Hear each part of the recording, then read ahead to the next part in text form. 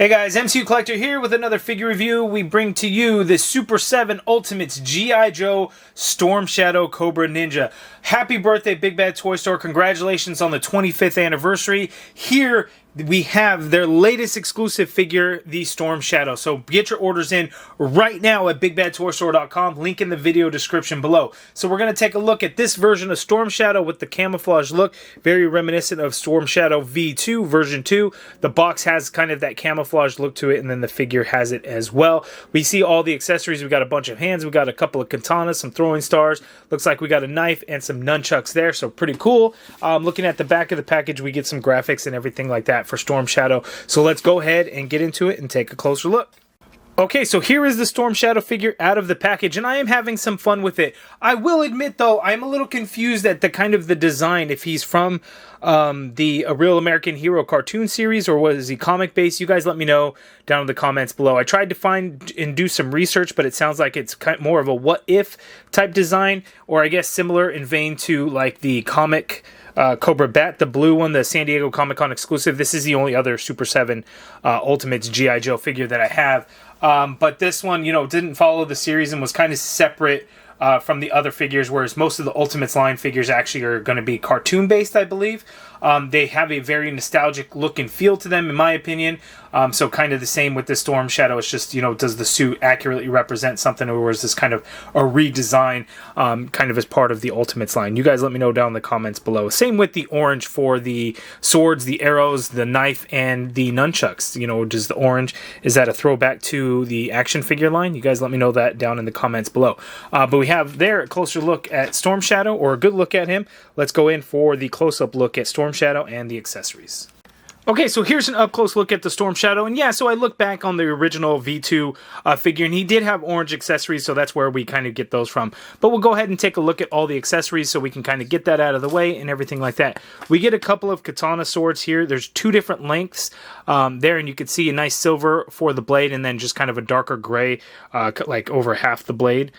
There, so that looks pretty good. We also get a knife, so very similar design to the blade. We get some silver and some gray in there, just orange hilts across those, and then you see the sheath. You have the two different size sheaths for the two different size swords, and then you have the quiver there for the arrows. We get 3 of these arrows. They're just all done in orange with some silver tips on there, and those look pretty good. And as you could see, the cut in there to kind of be able to get that strap, the string for the bow, so it can hold it back, as you can see there, and then, you know, if you do it and then let it go, it will really shoot. Woo! That actually hit his back and went flying. So yeah, you can actually really do that because you got an actual string in there. But there is his bow. And then we also get these nunchucks there with real metal chain. So that is really cool. I like it when we get stuff like that. And then we get 3 of these ninja stars, throwing stars. They are very... Oh, see, I dropped one. They are very small, as you can see there. But nice, bright silver in color. A hole in the middle. But we get 3 of those. And they're a little sharp. That one kind of poked me just picking it up.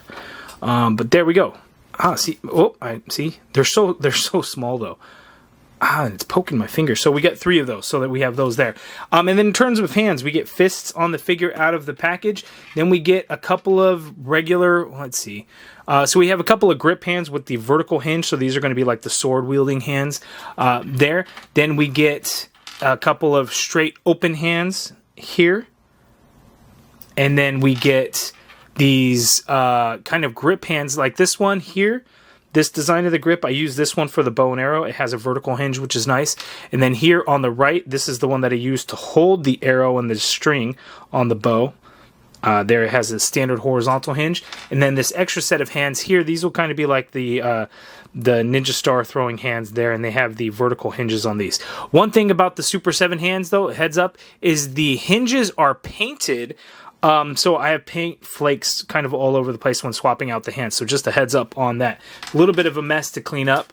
So that's what's going on there. But looking at a closer look at the figure, Head sculpt looks pretty good. The paint on there is done nicely. It gives me a very cartoony vintage vibe.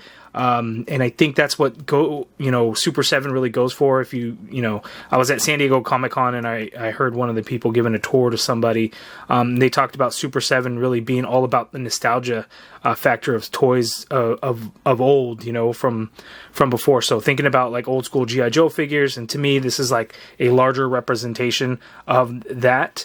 So that's kind of what Super 7 is going for here, and that makes sense to me.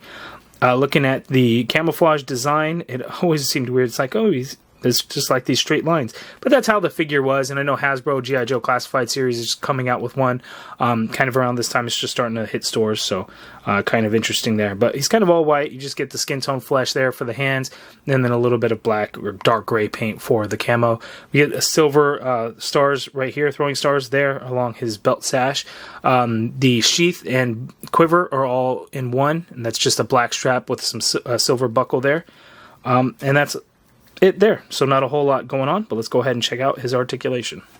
Okay, so Storm Shadow's articulation, his head is on a dumbbell joint, so he can't really look up a whole lot, if I'm being honest.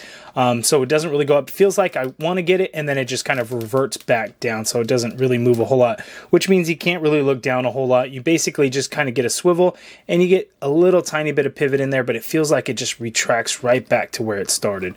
But you can do the full swivel there. The arms, you can get the shoulder to go straight on out like so. You can do a full rotation in there. Just keep in mind that his gi kind of sticks out, so you have to keep that in mind. You can't just go straight up and down.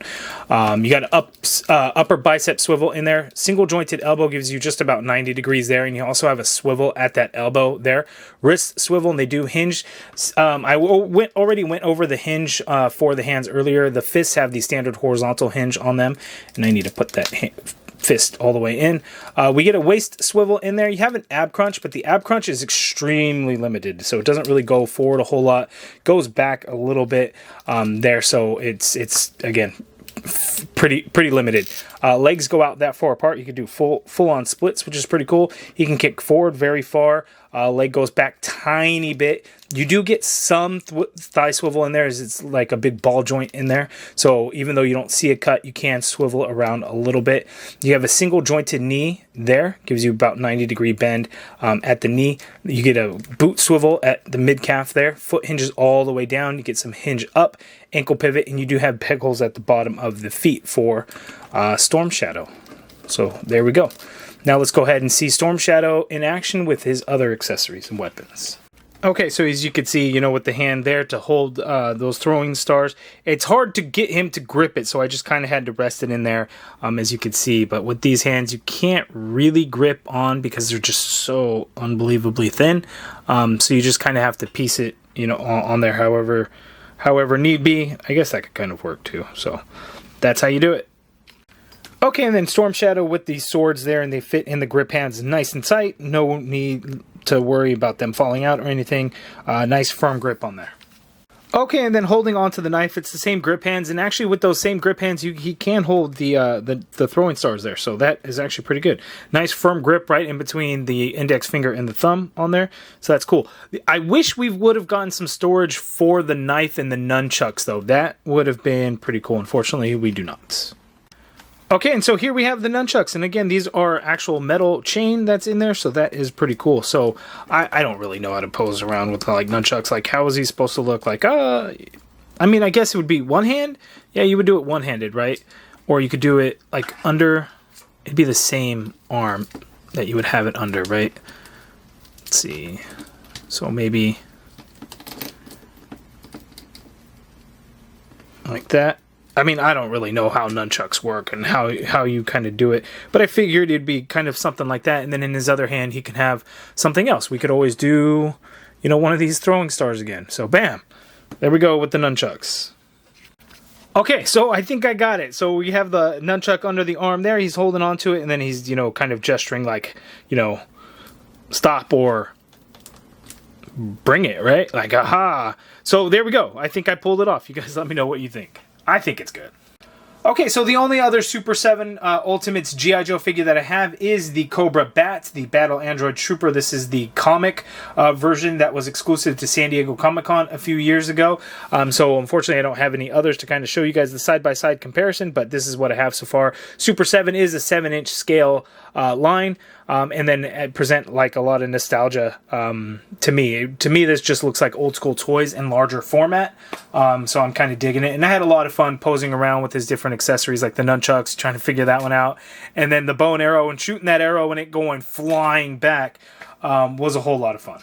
Okay, and there's my review of the Big Bad Toy Store 25th anniversary exclusive figure, the Super 7 Ultimates G.I. Joe Storm Shadow figure. It is available right now. Link in the video description below to get your order in. You guys let me know down in the comments below. What do you think of this Storm Shadow figure? Is it one that you're picking up to add to your collection?